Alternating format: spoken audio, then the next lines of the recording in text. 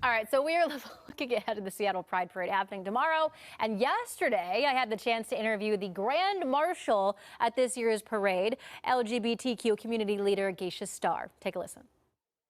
We have a local drag queen and community advocate, Gaysha Starr, with us here today.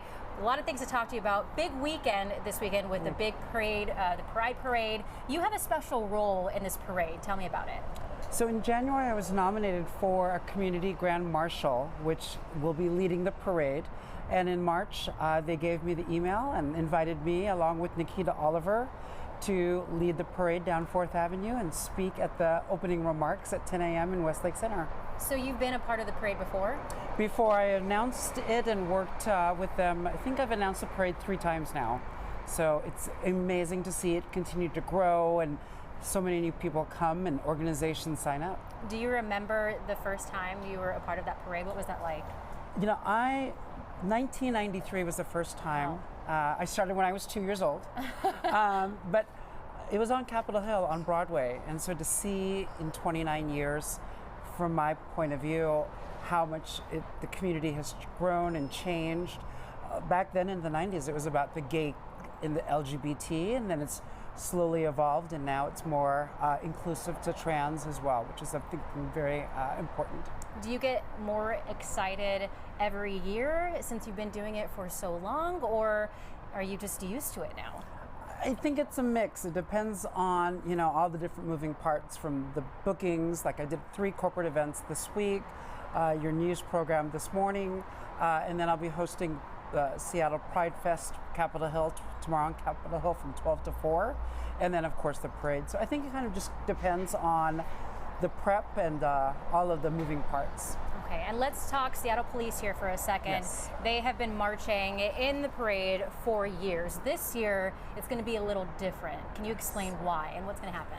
You know, it's a very delicate situation with them not being invited to be in armed uniform. And if you think back in 1969, that's where Stonewall first started. Trans and LGBT people, you know, fought back. And so in some ways, I can definitely see, I work as a retail store director and definitely have good relationships with the Bellevue PD in my neighborhood that I work with. And I do think that there is a sense of having them there to kind of protect and be able to be in uniform like all the other organizations that used to come. But then being a person of color, I also do empathize with how it could be a trigger. And do you think that Seattle Police or police in general will be able to march with you guys in solidarity in the future? Absolutely, I hope so. I mean, I really honestly think Pride is for everyone, regardless if you're in the community, an ally. It's the one time a year, and our hope that we will get to that point where, you know, we'll be able to march and walk together. And speaking of that, why is Pride so important in Seattle? Why is the parade this weekend so important? I think, you know, we've survived the pandemic, the administration, even the news that just broke this morning. I think it's really, really important that we come together, have this moment of celebration, but also look forward now that we have to really look at voter registration and really work on making sure that everyone's rights, women's rights to choose, as well as minorities and LGBT could be next. So I think Pride is that one time of the year where we can all gather as a community and be able to really kind of align ourselves. And as you mentioned, the news coming down today, when it does come to Roe v. Wade being overturned, is there something that's going to be within the parade to reflect that and what the community is going through?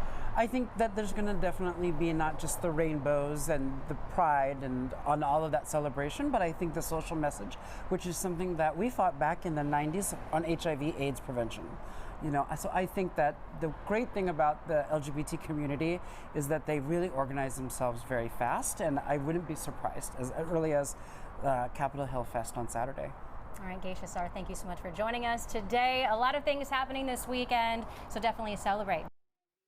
All right, China, thanks so much for bringing us that interview.